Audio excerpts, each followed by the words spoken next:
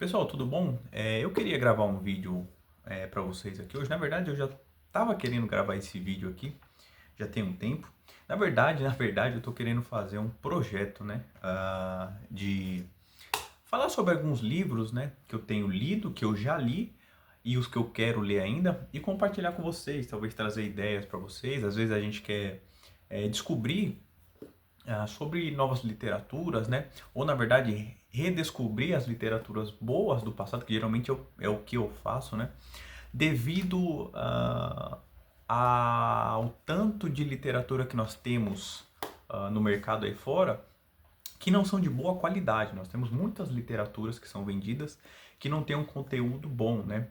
Como já dizia um certo professor, não adianta você ler, é necessário você ler o que realmente é bom, né? Porque ler as pessoas leem, né? As pessoas leem jornal, as pessoas leem diversos tipos de livros, de literatura. Mas o que a gente tem que entender é que a literatura boa e os bons livros eles nos ajudam e nos edificam. Eu, particularmente, leio muita coisa de teologia, né? De história, porque eu sou professor de teologia e também sou professor de história. E o livro que eu li, como vocês viram aí na capa, são uma série de pregações do famoso puritano, né? Ou o último dos puritanos, Charles Hudson Spurgeon, ou Spurgeon, né? Como alguns preferem, né? A gente puxa por causa do nosso dialeto, né? Mas Spurgeon ele foi um dos últimos puritanos, né? E eu já li algumas coisas de Spurgeon, já li alguns livros dele. Recentemente eu estava querendo adquirir Os Tesouros de Davi, né? Que é o comentário de Spurgeon sobre o livro de Salmos, né? Se eu não me engano, é mais ou menos isso. Mas eu ainda não tive a oportunidade de adquirir esse material. Mas Spurgeon é bem conhecido, é um dos últimos puritanos. E uma coisa que me, é, me interessou muito nesse livro, que eu comecei a ler, que eu já terminei na verdade, é sobre como esses pregadores, como a linha dos puritanos, vamos assim dizer, como as pregações deles são necessárias para hoje, não só para o passado, mas muito para hoje. Porque quando você lê, seja qualquer tipo de puritano, seja Edwards, seja Whitefield, seja outros puritanos, você vê que toda a pregação deles, todo o ensino deles é focado na mensagem de Cristo. Então, parece que quanto mais você lê os puritanos, mais você mergulha na doutrina bíblica saudável e parece que aquilo te enriquece de uma forma que você se mergulha tanto que parece que ainda tem mais para você mergulhar e mergulhar mais profundo. E não foi diferente nesse livro aqui que se chama Os Sermões de Spurgeon sobre a Cruz de Cristo. Então ele vai focar basicamente tudo que trata referente à morte de Cristo, à cruz de Cristo, o que ela simboliza para nós, né? A centralidade de Cristo, né?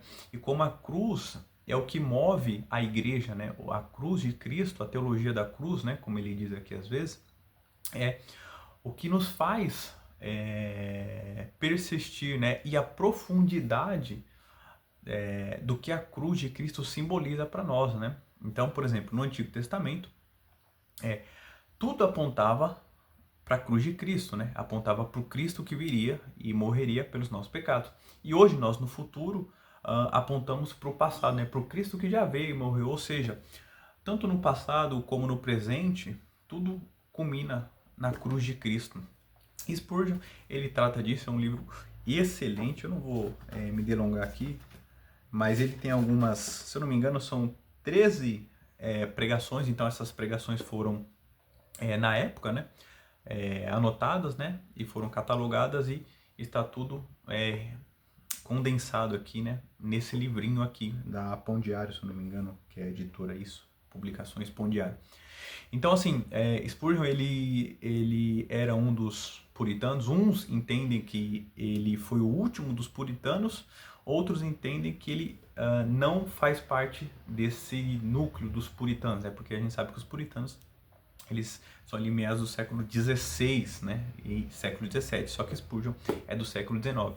Mas eu entendo que Spurgeon ele é um dos últimos porque ele traz toda a herança puritana. Então, toda aquela teologia puritana ele engloba para ele e ele expõe nas suas pregações, nos seus escritos. E Spurgeon ele era um pregador de massas, né? Aí que fica uma coisa pra gente, né? Tem gente que não gosta de igreja grande, mas Spurgeon pregava para auditórios de 15 mil pessoas, 20 mil pessoas, muitas pessoas iam para ouvir Spurgeon, porque ele de fato era um pregador que tinha a unção de Deus, né? E nós precisamos de pregadores assim, como Spurgeon nos dias atuais. Infelizmente, as nossas pregações hoje são muito superficiais. Nós temos bons pregadores, isso é fato. Hoje, na Igreja Evangélica Brasileira, nós temos bastante pregadores excelentes, mas nós temos muitos pregadores que não são bons pregadores, né? Que de fato nunca foram pregadores. E a gente precisa trazer de volta essa herança, né? A herança reformada, né? A herança dos puritanos, principalmente, né? Principalmente a herança da pregação puritana. Eu, particularmente, sempre que vou escolher algum livro, eu sempre tento seguir essa linha, né? Dos puritanos, né? A gente sabe que muitas vezes comprar livro no Brasil não é uma coisa tão fácil, porque tem muito livro que é muito caro, né? Muito caro, e a gente precisa de dinheiro para comprar, mas o que é o nosso bolso, o que cabe no nosso bolso, a gente vai adquirindo, né? Então, na verdade, eu nem falei tanto do livro, né? Eu quis falar mais assim, bem superficial, mas o que eu quis falar aqui é encorajar a vocês a lerem os livros dos puritanos, né? A lerem as obras do Spurgeon, né? Que era um pregador batista, a mergulharem profundamente nessa teologia, né? Na teologia puritana. A gente sabe que os puritanos eles tiveram um legado, né? Eles deixaram um legado muito grande, né? Principalmente na Inglaterra e mais profundo ainda nos Estados Unidos da América. Então eles tinham uma teologia não só dentro da igreja, mas a teologia puritana ela ultrapassava os limites da igreja e alcançava a sociedade, todas as áreas da sociedade, seja economia, sociologia, história, a educação. Eles tinham uma ideia de fato trazer a glória de Deus pro dia a dia, né, da sociedade. E é isso que a nossa sociedade brasileira precisa. A gente sabe que nós temos grandes problemas dentro da nossa sociedade. A sociedade brasileira é uma sociedade que tem profundos problemas sociais, morais, éticos, religiosos também, e dentre outros, né?